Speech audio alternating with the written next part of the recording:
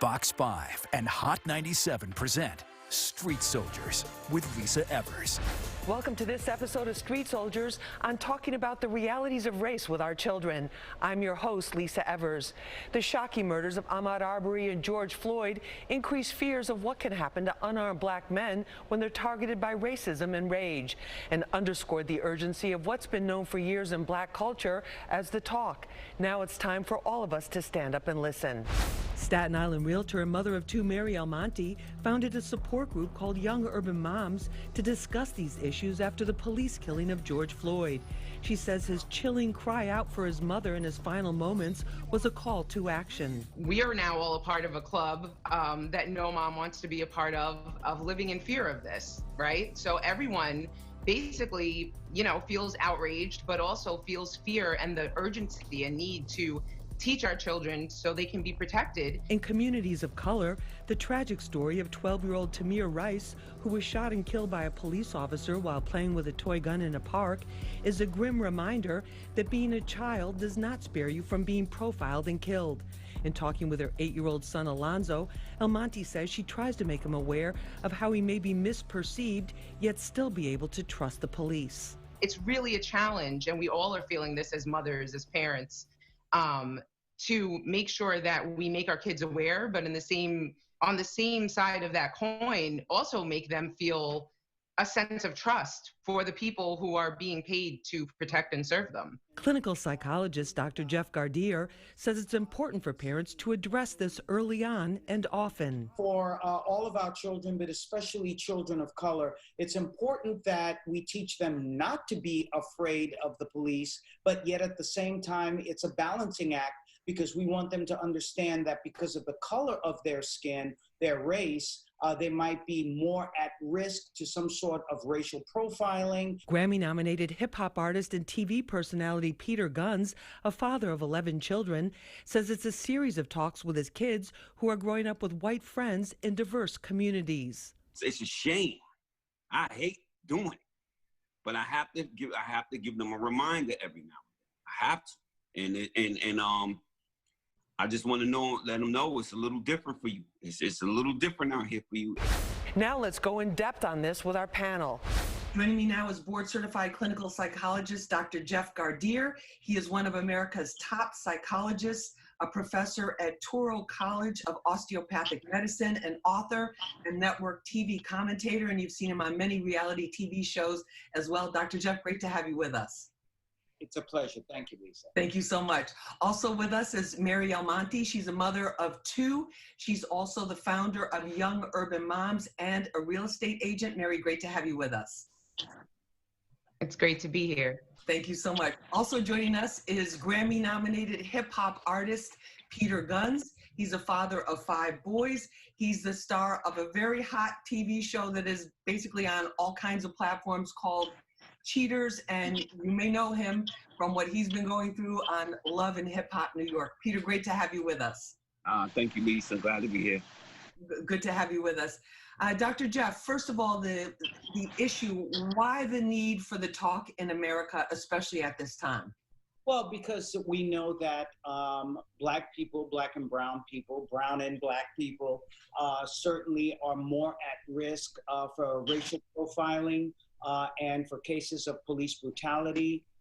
And therefore, we're talking about our young boys and our young girls. But with our young boys, we know that they are much more at risk for the possibility of some sort of an encounter with police officers that may go wrong. And we've seen that that's happened. We had a problem in the past in New York City with racial profiling, a lot of arrests, unneeded arrests, and as we know, some cases, some very famous cases that you brought up of police brutality and police killings. So now is the time to have the talk. I think it was the time to have the talk 15 years ago, 20 years ago, 60 years ago, but now more than ever. Mary, tell us why you started Young Urban Moms. What was the whole point behind that? So I started Young Urban Moms actually as a blog a few years back, basically because I, as a mother, didn't find any other outlets that really spoke to mothers like myself. I'm a millennial, and I'm also Black. And my partners who I started Yum with, which we affectionately refer to ourselves as, are also, brown and Black as well. And we didn't find any other outlets that really addressed issues of motherhood that were specific to us. And so in recent months, we actually have recorded our first season as a podcast because that's where, the ears and eyes, so to speak, are going. And recently we created a video after George Floyd's murder that really, showcased what our conversations with our children are like in explaining what's going on in the world right now to them. It's, it's real, it's raw. I personally have friends and family members of all different political ideologies, people who understand, Black Lives Matter and what it means, and people who don't. And I felt like, what better way to show them what it really means and what our fears are like as parents, besides teaching them and showing them an inside look at what these conversations are like. And bringing in the emotion of that. We're going to talk about that in just a moment. Peter Guns, you have 5 sons. You went through a lot of experiences yourself as well. Explain for people who have no idea what the talk is, why you have to give this talk to your Black sons. I mean, to me, it's just obvious. We've been a threat, for a long time with police officers. Even as a kid, I can remember being scared of the police. And whereas, a lot of kids might go and say, I want to be a cop when I grow up. We never looked at them as friends or like they were for us. We were always scared, like they were against us. And it's always scary. I always have to tell my son, especially my older ones, you're a little different than other people. You have to, yes, officer, no officer, and some people, your pride, I tell young Black men, I know it's hard to bow down, but sometimes it's the difference between life and death. These police officers are really on the edge when it comes to young Black men. And, I know it's hard to, yes, officer, no officer, especially when they're talking crazy to you. And I put myself in that position many, many times. But on the flip side of that, I also have a lot of friends that's on the job. So, I as a grown man, I see both sides of the coin. But I've been saying since I don't know how long that we just need police in our neighborhoods we need to bring them together and make them. It can't just happen one time. They have to have the right police in the neighborhood, and we all have to get together and they have to understand a little. We're troubled people sometimes. No, absolutely. And you just have to understand us. So you can't be so quick to grab your gun or go or result to the ultimate worst. When you pop up, it's just the worst, I don't know. It's scary. I will say this. It's scary. And but I think that this time that what's going on right now is much needed. I think we're gonna see some changes. I hope we don't let off the gas too quickly. But on the flip side of that, I don't want to abolish. I don't want the police to throw their hands up and just say, all right, so be it. Do what you do, especially when we see all the shootings and everything like that. There has to be some line. But let me bring it back to. I know a few police that told me personally that they just all right. Right. Like I can see you doing some. You can see with excuse me language. I can see you walk around and with a gun on you, and I'm gonna wave it to let you keep going because that's what you want. You got it. That's scary. That's scary also. So I don't have the answers, but I know we just need to come together and figure it out. But you can't come in the neighborhood thinking we all animals either. You know what I mean? Let's get together and figure this out. Peter, do you remember one of the first talks you had with one of your sons? Yeah, with my son, at one point, they always looked at white police officers as a threat or a danger, and it's all bad. And to me, they have, like I said, I have a few friends on the job that, I always got to remind them that, Uncle Los is a cop. He's not a bad cop. And with all the images they see, I caught a gun charge in 1993, 94. And it was a white police officer that caught me with the gun, and I had the gun. He knew it was on me, and he begged me to put the gun down. Knew he saw it, it was right there, and I wouldn't put it down. And he was like, I'm begging you, take the gun out, put your arms up, take the gun. He had every right to shoot me. So I told my son that. Because the images they have are only you know, the murders, the bad. So I said, this cop had every right to kill me. His name was Detective Booth, 42nd Precinct. And he begged me to put it down. And finally, I put the gun down, but he had every right to shoot me. So I also give them that side of it, because if they only see those images, it could really mess up the mind state of what I'm trying to instill in my kids. You know, I think they have a lot of bad cops out there. I ain't gonna lie, but they not all. We ain't gonna say all of them are bad, you know. So I try to offset it with that, but I also let them know that you're marked for the police. Unfortunately, that's just how I see it. There's still much more to come. Stay with us. Mary, in terms of the, take me into your mother's heart and the mothers that you talk with and that you network with, the fears that they have for their children that you say white parents don't understand. Well, for starters, the fear that your child is going to be ostracized or isolated, right? So before I put my child in any school program, sport, extracurricular activity, what have you, or even before I move in a certain neighborhood, I have to research the diversity percentages, because I want to make sure that my kids aren't going to be the only, brown child around, right? So there's that. Then there are fears, kind of like Dr. Jeff just described, right? Like, you do have to prepare your kids to work twice as hard to get half of what they have, right? That's something that I was taught too. My mother is a Southern Black woman from Alabama, and a lot of institutional racism is instilled in her and was passed along to me, and, cycle, right? Even as Black people ourselves. So that's a fear that, actually has kind of come full circle with my daughter, where she, again, got to be a senior in high school. So she's now reflecting on her whole educational career, and she has felt inferior to her white counterparts. And she never even had a Black teacher until high school. And now she wants to be a teacher, go figure, because she wants to be the change she wants to see in the world. And I couldn't be more proud of that. Right. So like a negative is being turned into a positive there. But obviously that could have went the other way. Her self-esteem and confidence could have been completely shot from having been in these environments and not seeing people who look like her in positions of authority. Obviously it's obvious that we have this fear of our sons growing up and being, seen as a threat, being harassed by police, not making out of encounters with police alive if they, make the wrong move.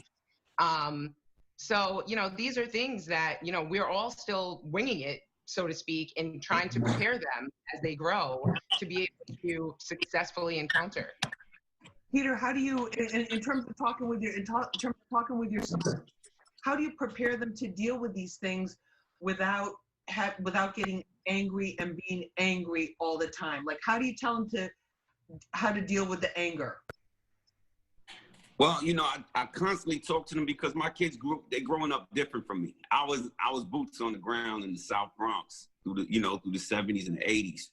So they don't have those type of issues, or they're not in that environment. So I constantly talk to them, and they're just innocent. But I have to remind them all the time that it's different for you. And one of the things that struck a nerve with me recently with my 8-year-old son Kaz, I was showing him the Central Park situation, where the lady was saying, "Yo, as a Black man threatened," and I was like, I had to tell him that just being Black, he was a weapon. She was calling the police like a Black man was a weapon. Like, she didn't say a man, she said a Black man. And I was trying to tell him the difference and how left that could have went for that man if the police had shown up. Right. So you're different. It's different now, because my kids are in school in different schools, and they just around a different, variety of people, and they don't see it that way. They don't see it. They, their friends are white and of different, background, so they don't see it that way. So I have to constantly remind my kids that it's a little different for you. It's a little different for you, and it's important that we, again, that we have those conversations. Shame, I hate doing it, but I have to give them a reminder every now and then. I have to. Dr. Jeff, this idea that Peter just brought up, the weaponizing blackness, and also with the children now, because the children can be in a middle class or upper middle class community. They can be going to the same schools, different races, different ethnic groups, different backgrounds as our country becomes more diversified. But then it's still going to be the child of color that is singled out if there's some sort of ugliness or some kind of incident. So how do you prepare your children and say, listen, this is what's going to happen, but not diminish their goals, their dreams, and just that special, that special magic that kids have where they think anything is possible?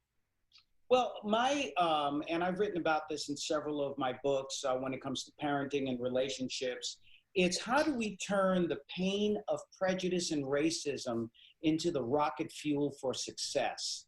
So, I tell them on the one hand, God has given them the situation of where they are going to be treated in a different manner, may be treated less than, may face things that other kids don't face because of the color of their skin, in our case. But at the same time, it's also a superpower in that you've got to be better, you've got to run faster, you've got to be smarter, you've got to work harder. Dr. Jeff, in terms of the girls and in terms of the women, it's the images of women, the stereotypes of women of color, those impact how women of color are perceived in society as well.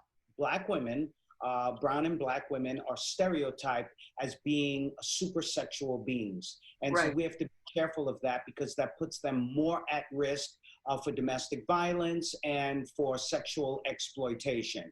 And I think that's where a lot of that talk needs to go with our young women. Yes, they are feared for their intellect, but they're also feared for their perceived stereotyped sexuality, and that puts them at risk for people acting out against them. And so we have to have that talk with our young ladies too. Mary, in terms of other family members or other people in your community, the whites in your community that you interact with, do you feel they understand this issue at all? No. I think some of them want to, and I appreciate that. I mean, I've been out at the protests with my daughter, and there's been, I'd say 40% of the fellow protesters with us have been white. What happens on social media, I must say, is a whole other story. I've received threats as a result of my being vocal in my involvement in protests, in my being pro-Black Lives Matter. Even my family members who are white, who want to understand, have called me saying, they want to learn from me. They do want to, really understand where we're all coming from. But to them, Black Lives Matter meant that white lives didn't matter. And I kind of had to explain that. Do I think that everyone gets it even after it's explained? No. But I do think that understanding, right, is having an open mind and really not just targeting us and labeling us all as animals and angry for no reason, and wanting to really understand why we feel like our lives don't matter in this country is really the key to it. Some of my white friends are scared to speak, and then they're scared not to speak. It's a very, very, awkward situation for them. And I wanted to add on to what she said earlier. Also, when it comes to Black women, right? I'm guilty of doing some really bad things to Black women right on national TV. So which is a different show, a different time, but I want to say this, we have to start treating our women better if we want other people to treat them better. So I think we play a part in that too. And I try to reiterate that to my sons, please don't move how I move. You know what I mean? So I think we have to do better. If we want other people to respect our women and treat them better, we have to treat them better. And that's something that I've been, I should have done a long time ago, but I'm getting better at now. Wow, that's awesome. That is awesome. Yeah.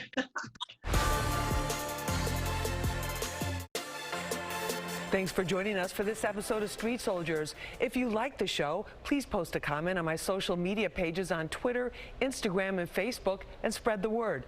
Remember, use your mind. It's your best weapon. I'm Lisa Evers. Let's push for peace, love, and justice for all.